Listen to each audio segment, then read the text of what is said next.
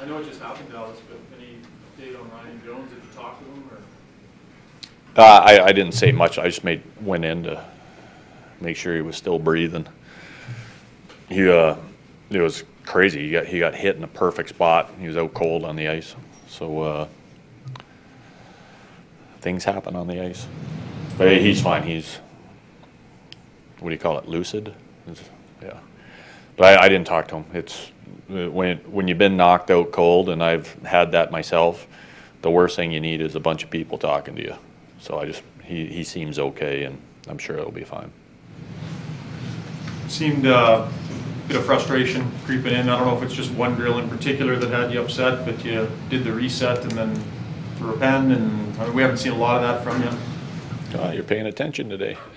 Yeah, it's one of these things. It's the morning skate for me is a lot of times I don't think it has a whole lot to do with the game at night. The problem is we didn't practice yesterday. We had a day off to let these guys get rested. So we had to do a little bit of work this morning, and we had a few who just thought they were getting warmed up for tonight. The listening skills weren't there, so I had to raise my voice and get them in check. But that's fine. Listen, it's part of the day some days. It's not that big a deal. Dallas, can you talk about the Blues, another good team, big, heavy team? What do you guys have to do tonight to try and get success against them? Well, we don't want to give them any gifts, that's for sure. This is another team that I like watching play. They're extremely well coached, and they play a hard and fast game. So against these teams like that are excellent teams, it's a lot of nights it's not what you're going to get, it's what you're going to leave on the table. So we don't want to give them any gifts. We can't have some kind of boneheaded turnover or not keeping a cycle going in the offensive zone. Anything where we're going to give up potential zone time is going to be a big problem.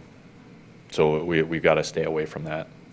With the power play, and we spoke to Taylor briefly about it today, when you're giving up opportunities like that, is it just, do you have to simplify it? I mean, Taylor suggested that maybe just getting it down to basics and simplifying the power play would help avoid some of those giveaways and mistakes.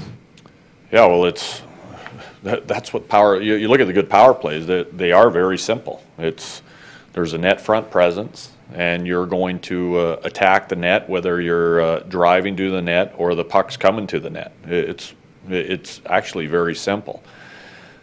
The problem for especially skilled guys a lot of times is when they are struggling, they tend to go the other way. Instead of simplifying it, they want to go through guys, or when you start. The thing that I hate most on a power play, and it makes me nervous, is anytime you see that puck getting up off the ice. So when they start throwing saucer passes that are about 3 feet high all the way across the ice, that's a problem. That's when you know there's frustration in their game. And instead of simplifying it, the old school, get it up to the top and pound away, that's what we're looking for. So our one unit will look a lot the same as it has. We are going to simplify them, and then the next unit is going to be very simplified. And we've had a meeting with the team that playing on the power play, it is a privilege. I don't care if you're in Pee Wee or in the NHL. It is a privilege to go out on it. And a little bit of what we've fallen into here is we've given players chance after chance after chance, and the units haven't changed at all. So we've said, listen, you get your 5-on-5 game in check, and then you'll earn the privilege to play in the power play. So the second unit will look much different than it has before. In St. Louis, David Perron was seen as kind of the younger guy all these years, and now here, just being around the locker room, seems like he's developing into a leader for you guys. He's been excellent. He is what we want to rub off on our whole group. He's come in. He is certainly a guy that I think our players look to for leadership. He leads.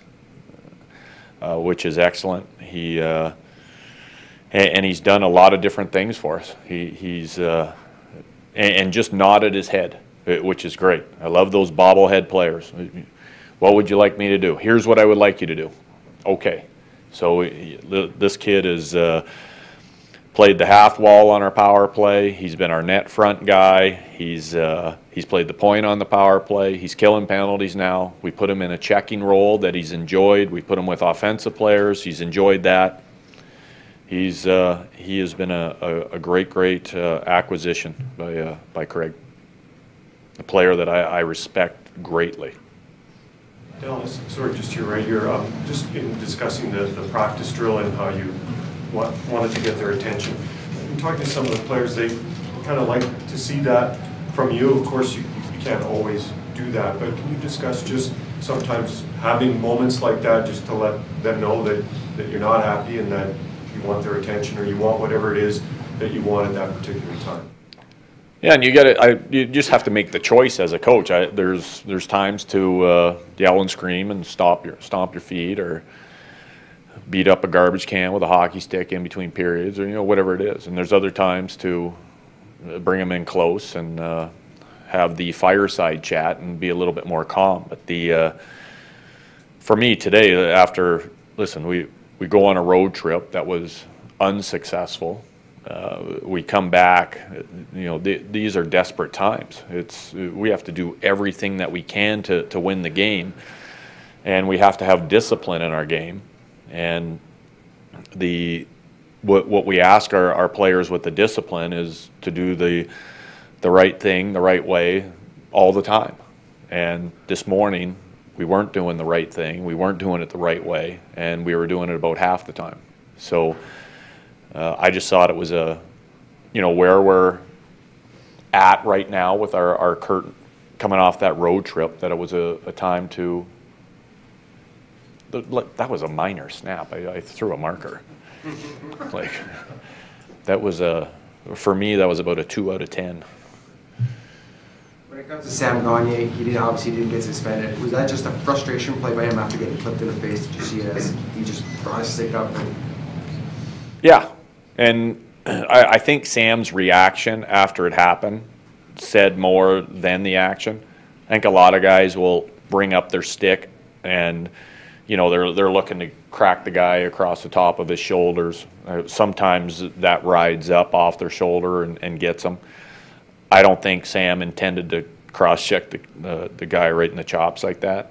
And I know it because when you mean to do it, you usually skate away with a smirk on your face, like, don't do that again to me. But Sam's reaction was, oh crap, I got him. But yeah, hey, listen, that happens. That used to be a common occurrence. Like I was taught as a young player, somebody's coming to run you, put your stick right in their face, and the rest would let it go. It's like, yeah, that guy shouldn't be trying to run you. Just put it in his face. We're good with it. But the game's changed greatly. Sam and Nail with Gazdic today, is that an effort to get Luke a few more minutes or to bring their minutes back a little? How do you plan on using that line tonight? Well, Luke has been taking great strides forward for me. And, I've been tinkering around, trying to get him some more minutes with, just not on the fourth line, but with some better players. And just looking at, St. Louis's lines from the other night, and believe me, they may change, but the way I wanted our other lines structured, it kind of just sorted itself out like that. So it wasn't a real conscious, hey, I'm moving Luke up with those guys or I'm moving the other guys down. It was that I want my other three lines a certain way tonight. And but that line should be able to go out against at least two of the other team's lines, if not three, and be okay. Great, thanks.